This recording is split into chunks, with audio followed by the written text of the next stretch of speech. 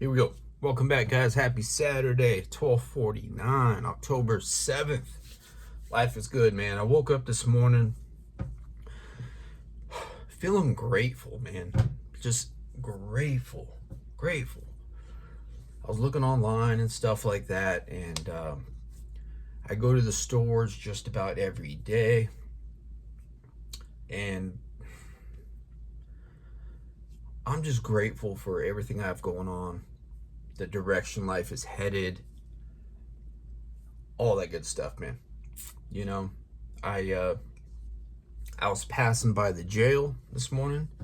I pass by that thing like almost every day. Like almost every day. It's one of the greatest reminders out there, man. Just to keep doing what I'm doing and just to keep pushing, man. Just to keep it pushing.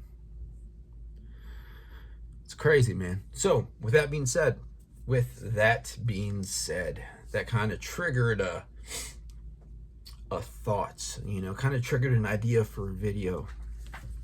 So here we go, man. Freestyling with this one.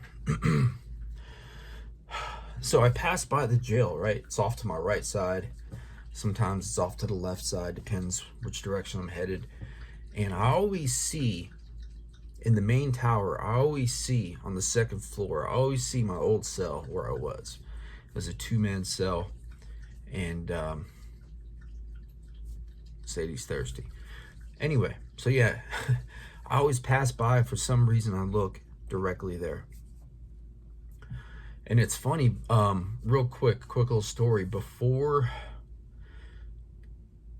I got sent to prison, there is a big light, like a rectangular light on the in the cell. It's a 2-man cell. I was on the second floor. On the right-hand side, there's like a little metal piece. And in the middle, there's the glass there with the bulb. 2 metal pieces at the end. On the right-hand side, I think I took the pencil and I put the date and I put my initials. And I think I just put DM was here. I don't know why I thought of that. Just a random thing. Maybe that's bad luck. You know what I mean? But I don't know why. I just wanted to... I don't know why. It's pretty pointless for me to do that. It's just stamping myself, right? Stamping I was there.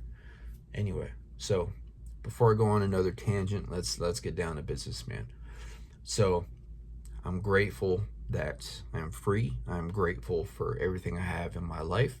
Grateful for you guys, grateful for my dogs, and grateful for the future.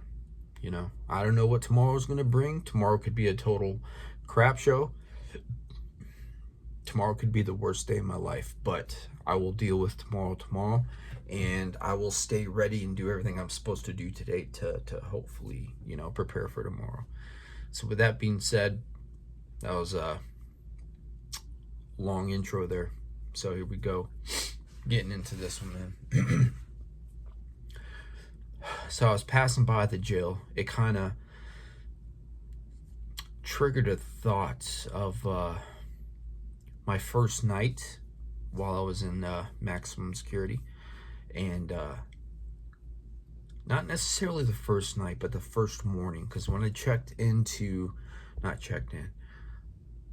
when I got to the tower, Pima County Jail, it was in the evening time. So this story that I'm going to talk about takes place the next morning.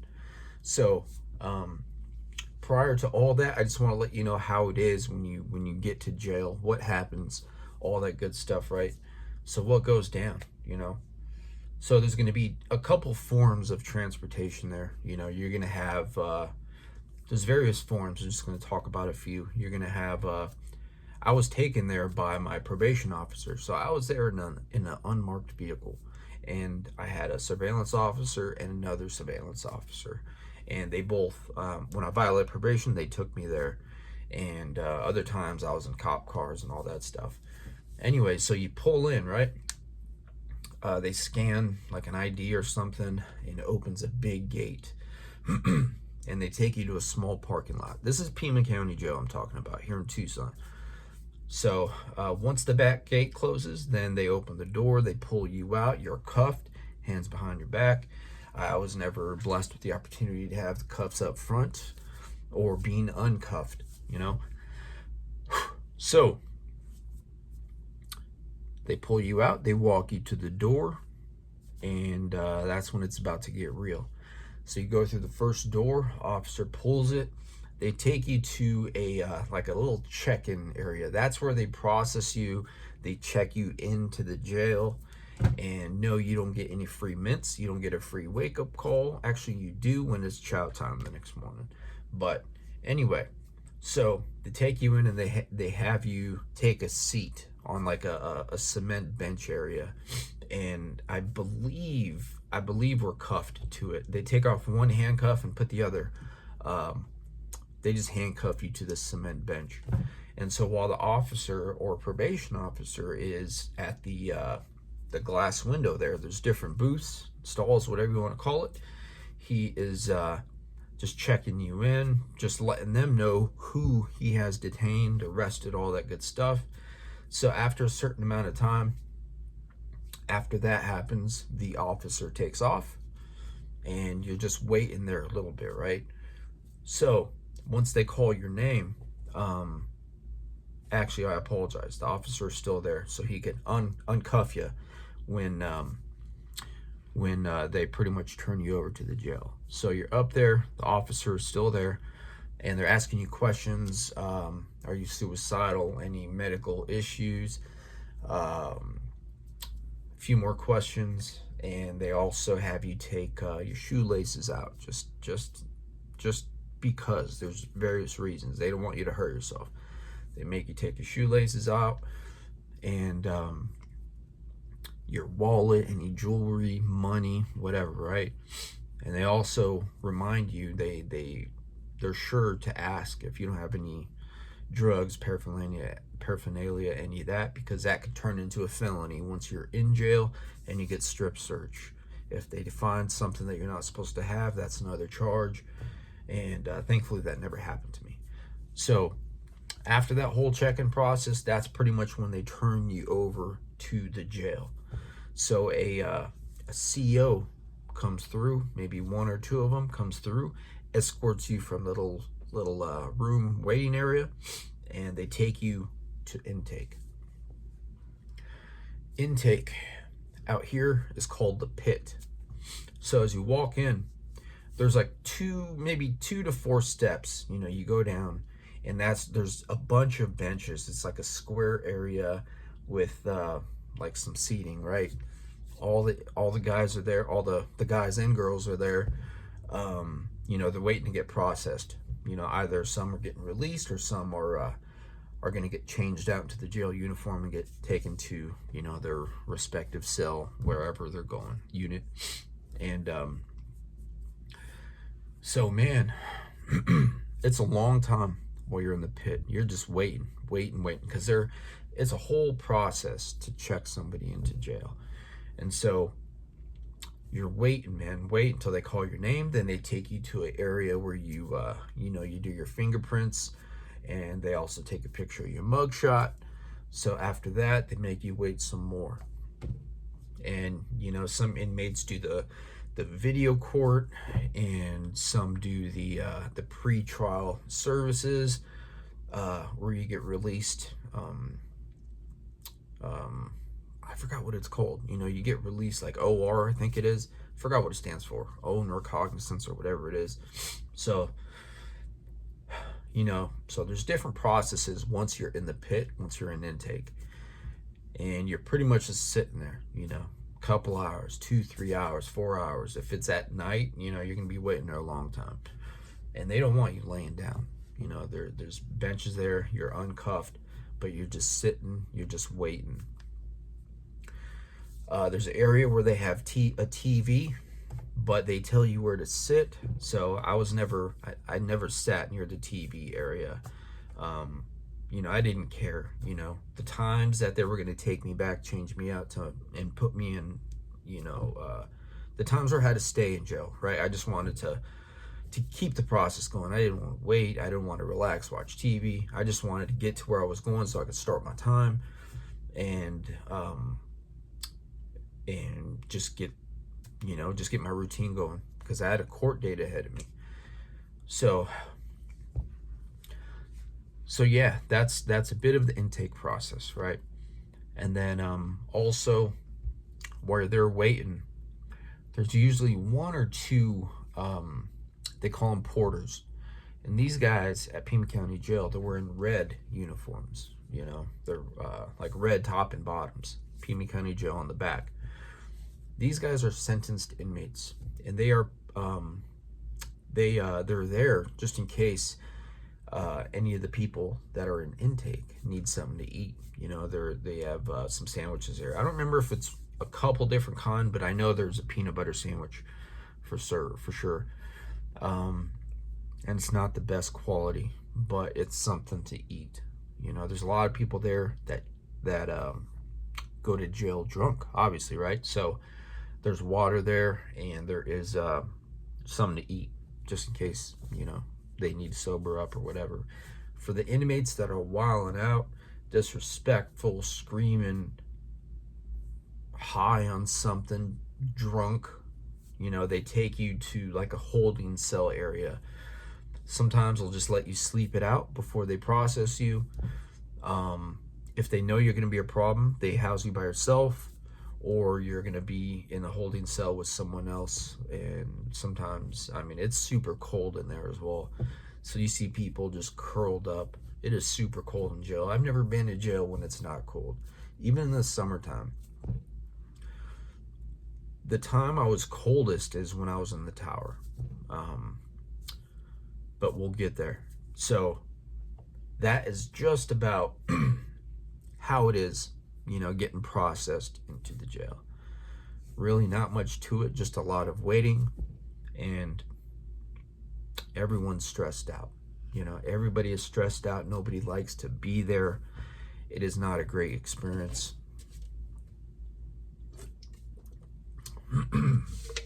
Monsters on deck. This is the best flavor right here. The watermelon. Ultra watermelon. 0 sugar. So yeah, from there, so after everything, right? Your fingerprints, after your mugshot, if you're getting processed and taken back to start doing your time, you know, they're going to take you either to the tower or different parts of the jail. So I'm going to speak about a couple different environments I was in. I was in 3 different areas of the jail. I was in an area called 2F and G.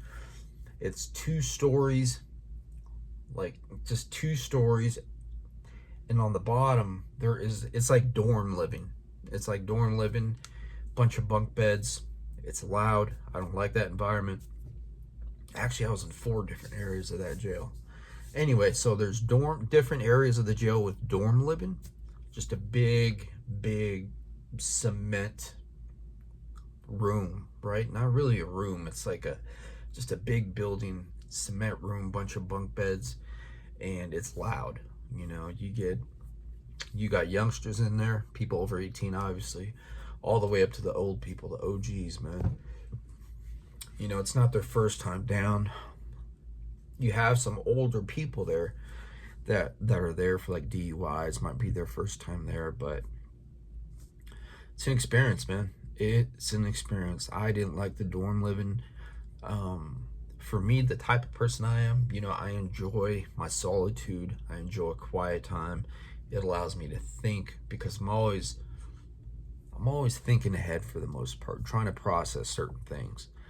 And when it comes to jail, you know, really thinking about my case, trying to find out if there's like certain classes I could take to make it look better that will help my situation when it comes time for me to see the judge. You know, there's like a NA, AA type class in there, all that good stuff. So it's like a high stress environment, and it would be wise for you not to mess around, to be disrespectful, none of that, right? All throughout the jail, It is in regards to prison politics. I'm not going to get into that too much, but in regards to out here on the West Coast, I'm in Arizona, like Southwest, but the politics are a thing out here. You know, it's segregated by race. That is not the jails. That is not by choice by the jail. You know, it's the inmates that made up these rules a long time ago. And to sum it up, they do it for accountability, to keep all of a particular race in check, so no one's like disrespecting another race. You know, say for example, I disrespected a white guy or a black guy, things would be done to where I would have to answer to that, you know, by my people. So it's kind of hard to not really get into it without saying a lot, but you know, a lot of the politics stay there, you know, and it would be best for me not to speak on that stuff. So it's what's common knowledge is it's a high stress environment. Politics are a thing, and you better be respectful while you're in there. Doesn't matter where you are, like what area of the jail. Out here in Arizona, Pima County, Tucson, just be respectful, be a man, be a woman, just be respectful, right? So yeah, I was in a few different areas there, and as I mentioned in one of my older videos, I prefer the cell living, just me and another person. As long as I have a good cellie, you know, a good bunkie, time should be good, time should be smooth. As long as you guys keep up the communication and you guys are on the same page and respect each other, respect each other's space, respect each other's belongings, you know, you're gonna be all right. So that's pretty much that situation. I will finish this off with just a quick little story of how, oh man, my first morning in maximum security in the tower, right? So what got me to jail was me violating probation. I violated intensive probation multiple times, and I had to see the judge multiple times. And so the last time I was there in maximum security before I got sent to prison, on the first morning, I got there at night, right? So I checked in, and the CEO tells me where to go. So it's in the evening. I don't remember what time, like 7, 8 o'clock. So I get in there, meet my cellie. He was an 18-year-old kid in there for first degree right? First degree murder. So great kid. He is now in prison, and I've written him a few times. Not recently, but I've written him a few times. And, you know, he's just doing his thing. He's on his routine. So I get in there and get situated, talk to my cellie. I didn't have much on me at the time, like no canteen, right? No food, nothing. So he made me some food. We ate, we talked, and we went to bed. So the next morning, I wake up. As I said, it's a political area. High profile cases in there. It's real serious. So when you wake up, you know, sometimes they feed you in your cell, but in this area at this time, there's like little like benches, not benches, but like little areas, little tables, right? And there's different races at each table. You know, you got the white guys, you got, you know, the Mexican guys, the black guys, they all have their own table.